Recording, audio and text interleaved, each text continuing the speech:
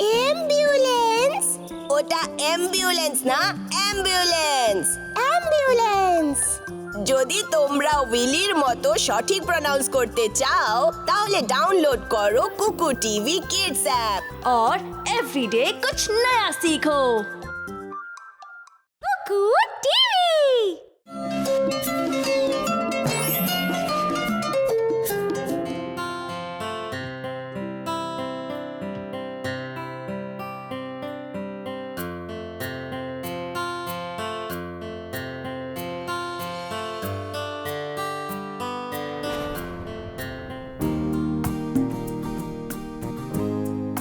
বাচ্চারা, তোমরা কেন লড়াই করছো? কি হয়েছে?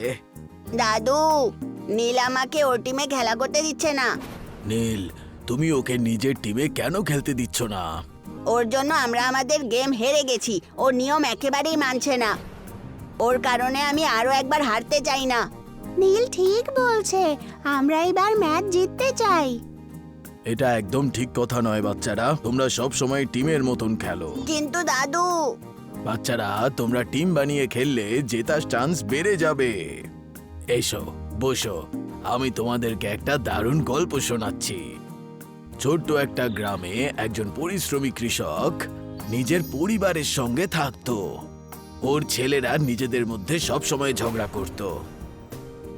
তোমরা ঝগড়া করো না বাচ্চারা। কৃষক খুব দুঃখী ছিল। একদিন নিজের বাচ্চাদের সম্পর্কে অনেক চিন্তা করতে করতে সে ক্লান্ত হয়ে পড়ল। ও অনেক ভাবছিল যে নিজের বাচ্চাদের মধ্যে কি করে ঝগড়া মিটিয়ে ও শান্তি ফিরিয়ে আনবে। শেষ পর্যন্ত ও একটা বুদ্ধি জোগাড় করলো।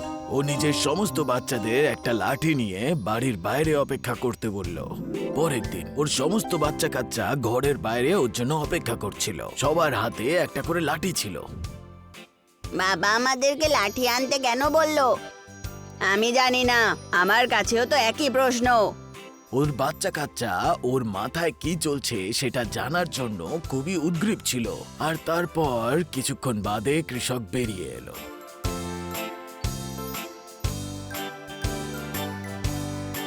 আর নিজের ছেলেদের থেকে সমস্ত লাঠি নিয়ে একটা বান্ডিল বানিয়ে ফেললো। ও নিজের সমস্ত ছেলেকে লাঠির এই বান্ডিলটাকে নিজের হাতে রাখতে বলল। আমি চাই তোমরা এই লাঠির বান্ডিলটা ভাঙার চেষ্টা করো।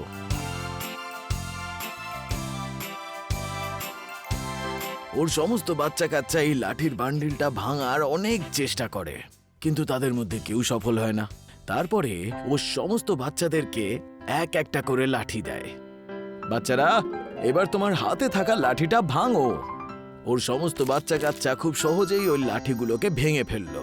তখন কৃষক নিজের বাচ্চাদেরকে বলল, বাচ্চারা, তোমরা সবাই এক একটা করে লাঠি খুব সহজেই ভাঙতে পারো, কিন্তু এই বান্ডিলটা তোমরা ভাঙতে পারলে না। ঠিক একই রকম ভাবে তোমরা যখন একসাথে থাকবে কেউ তোমাদের ক্ষতি করতে পারবে না, কিন্তু নিজেদের মধ্যে ঝগড়া করতে থাকলে সবাই তোমাদের সুযোগের সদ্ব্যবহার করবে।